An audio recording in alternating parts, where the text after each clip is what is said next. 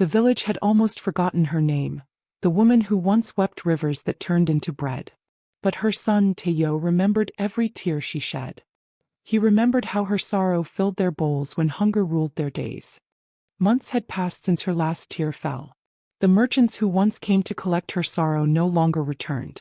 The wells of her eyes had dried, and with them her laughter too. One night, as thunder rolled over the village, Teo found her kneeling by the broken water pot she once cried into. "Mother," he whispered, "why don't you cry any more?" She smiled weakly. "Because, my son, I sold all my pain, and without pain a heart forgets how to feel."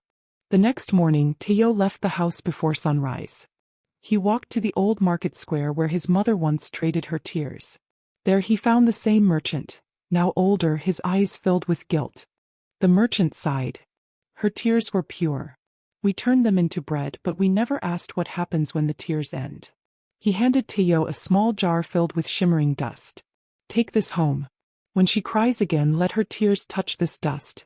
Maybe it will remind her heart to live." That night, Teo poured the dust into his mother's hands. She looked at him, her eyes empty but kind, and whispered, "I have nothing left to give." Then a single tear, the first in many moons, rolled down her cheek. As it touched the dust, the ground trembled, the air filled with light. From her tears rose loaves of bread once more, but this time they carried not sorrow, but love.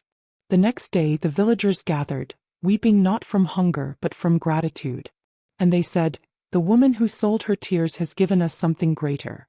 She taught us that love, when shared, becomes endless." If this story touched your soul, please like, share, and subscribe for more African emotional stories that heal the heart. Because even when our tears dry, love still flows.